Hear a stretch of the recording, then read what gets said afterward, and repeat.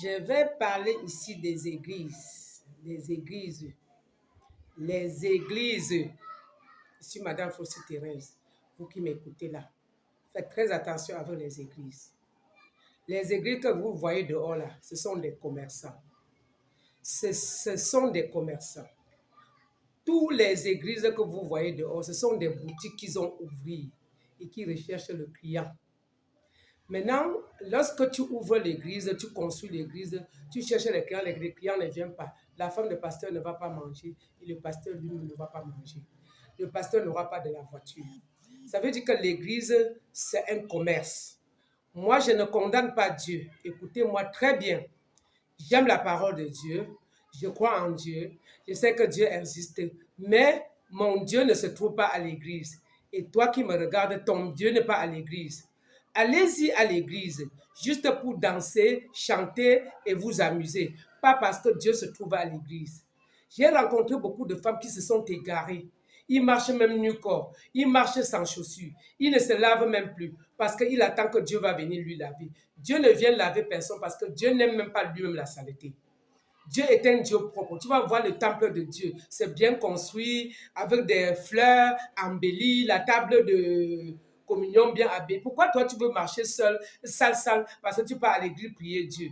Il faut te mettre des boucles d'oreilles parce que tu es une femme. Il faut bien t'habiller, il faut bien te laver. Parce qu'une femme sale qui part à l'église du 1er au 31, ça ne sert à rien. L'église n'est pas là pour encourager la saleté. L'église n'est pas là pour dire à la femme qu'il laisse l'enfant malade à la maison pour aller à l'église prier. Vous ne pouvez pas prier et avoir la santé. Vous ne pouvez pas prier sans aller à l'hôpital avoir la santé. Si toi qui me regardes es malade, vas-y à l'hôpital. Si tu veux aller à l'église, pas à l'église parce que tu veux chanter et danser en famille et prier ensemble. Pas parce que tu peux trouver Dieu à l'église. Tu as laissé Dieu à la maison aux cheveux de ton lit. Dieu se trouve à la maison aux cheveux de ton lit. Ne laisse pas ta femme ou ton mari à la maison en train d'être malade. Tu pars à l'église commencer à prier. Tu pries pour qui? Prie d'abord à la maison. Priez en famille. Dieu existe, mais il ne se trouve pas à l'église. Je connais beaucoup de gens que l'enfant est malade, ils disent qu'ils vont aller prier, l'enfant est guéri. Mais c'est une erreur grave. C'est une erreur grave. Je connais les femmes qui ont divorcé parce que le mari était à l'église, ce que vous appelez les réveillés là. On prend le mari, on dit qu'on va aller prier, ou la femme qu'on va aller prier. Non, ça a été toujours des erreurs. Et les gens sont restés dans le noir longtemps. Dieu que vous voyez là, il est partout. Où je suis en train de faire cette vidéo, Dieu est avec moi. Toi qui es là-bas pour m'écouter, il est avec toi. Dieu ne se trouve pas à l'église. Dieu est partout et il existe. C'est un Dieu suprême. Et il est jaloux des gens qui marchent de porte en porte en abandonnant les vrais problèmes à la maison pour aller prêcher l'évangile chez les autres. Faites très attention quand vous voulez croire en Dieu. Vous allez regarder très bien. Les Chinois ne connaissent pas Dieu. Les Chinois ne croient même pas en Dieu. Mais nous, en Afrique, on croit en Dieu. Pourquoi les Chinois aiment l'argent plus que tout? Tout pour eux, c'est les économies. Les Français, tous les étrangers là, Dieu pour eux, c'est vraiment pour venir tromper les Africains. Et comme vous, mes frères africains, vous êtes vraiment ce que vous êtes. Quand le blanc vient avec la croix, ils ont tout, mais vous achetez, ça les fait entrer de l'argent.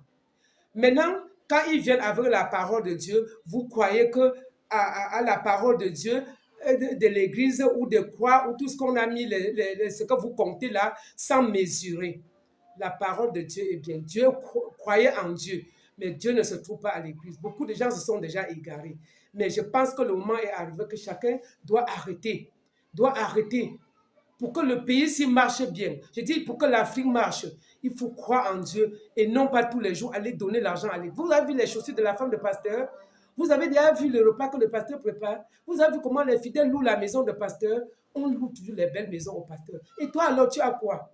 Donc toi, tu es venu taper la main. Dis que Dieu existe. Et tu pars à l'église côté que l'argent. Donc, donner à l'église ce que ton cœur te dit de donner. Si tu as 10 000, donne 100 francs à l'église ou 50. Ne prends pas le demi, la moitié de ton salaire pour donner. D'autres demain, ce sont même 7 000. Il laisse avec 3 000. Alors qu'il a laissé son enfant malade, le voisin malade, les enfants dans la famille malade, il ne peut pas les aider. Donc, je vous prie de ne plus faire cette erreur. Les femmes, que quand vous avez les problèmes dans vos foyers, Au lieu de discuter à la maison, vous partez à l'église. Le pasteur n'est pas votre mari, ni votre frère, ni personne. Quand tu peux expliquer au pasteur, le pasteur ne peut que te dérouter. Parfois, le pasteur t'aime déjà et que il voit que ton mari a perdu son boulot et que tu fais tout à la maison. Maintenant, comme tu as expliqué au pasteur, le pasteur maintenant commence à dire que non, ton mari est ici, amène-le à l'église, il faut qu'il vienne. C'est comme ça que le pasteur veut conquérir ton mari pour qu'il vienne à l'église ajouter encore de l'argent. Ce n'est plus par amour. Parce que le pasteur lui-même est conscient que comme ton mari a perdu le boulot, ça ne peut plus être à 100%. Donc toi, ma soeur, que tu m'écoutes, évitez d'aller exposer vos problèmes au pasteur. Le pasteur n'est pas le bon Dieu. C'est un être humain comme toi. Et le pasteur, c'est quelqu'un qui a aussi sa femme à la maison. Il a aussi ses problèmes avec ses enfants. Si tu ne connais pas les pasteurs, tu ne peux pas comprendre. Pour vous, les femmes qui partent à l'église 3 fois par jour, matin, midi, soir, on ne va pas à l'église le jour. Ça veut dire que tu ne veux même pas travailler de l'argent. Tu prends alors l'argent pour aller à l'église matin, midi, soir. Quand tu pars à l'église tous les temps, tu dors même à l'église pour prier jusqu'à minuit. Là. Tu comptes sur quoi? Tu crois que Dieu va te donner quoi? Il y a l'heure pour prier Dieu. Et je préfère même que vous restez à la maison prier Dieu que d'aller à l'église jusqu'à minuit.